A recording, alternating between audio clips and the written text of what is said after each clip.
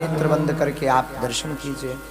भागवत के प्रारंभ में महात्म की चर्चा है, 6 अध्यायों में चर्चा है, जिसमें गोकर्ण धुंधकारी की चर्चा है। गोकर्ण के द्वारा कथा से धुंधकारी का उद्धार होता है।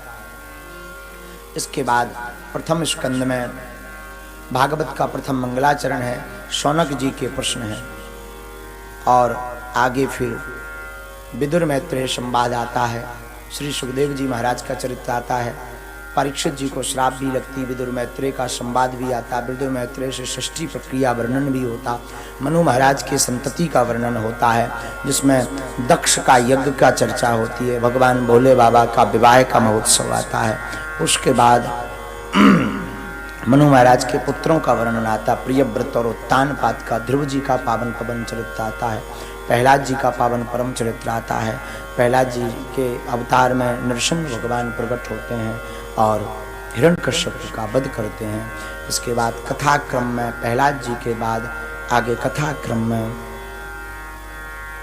बलि महाराज की कथा आती है, वामन भगवान का स्वरूप आता है, गज की कथा आती है। इसके बाद समुद्र मंथन भी आता है।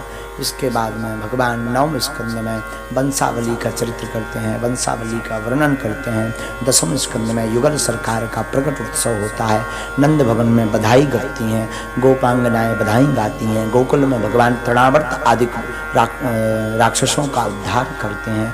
भगवान फिर वृंदावन जाते, वृंदावन में गोवर्धन लीला करते हैं, वृंदावन में भी अनेक राक्षसों का उद्धार करते। भगवान वृंदावन की लीला करने के बाद अक्रूर जी के साथ मथुरा गमन करते हैं।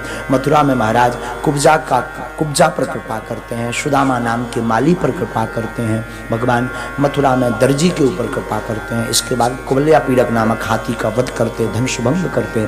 भगवान रंग भूमि में प्रवेश करते, सल तो सल मुष्टक चारूढ़ का उद्धार करते। भगवान कंस का उद्धार करते, कंस का वध करते। इसके बाद भगवान जरासंध से युद्ध करते। भगवान 18वें युद्ध में 17 बार विजय प्राप्त करने के बाद 18वें युद्ध में रणछोड़ बनते। भगवान द्वारकापुरी आते, द्वारकापुरी का निर्माण करते। द्वारकापुरी में आकर के भगवान के पास पत्र आता है, रुक्मिणी मैया के साथ भगवान पाणी ग्रहण करते हैं।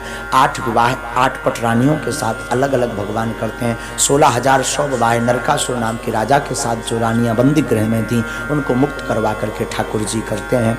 इसके बाद में सुदामा चरित्र का पावन भाव आता है। नृग नाम के राजा की कथा, सुदामा चरित्र, पौंड्रक की कथा, दत्तात्रेय जी की कथा, भस्मासुर की कथा भागवत में आती है।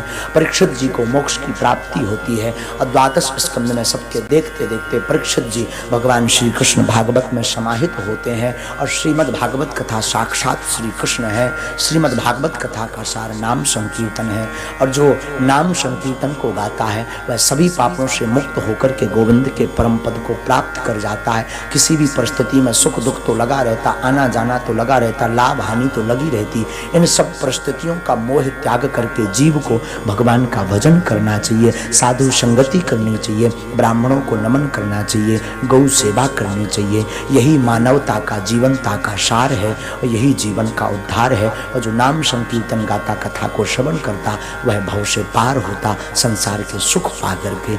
ऐसी भागवत की परम गाथा महिमा है।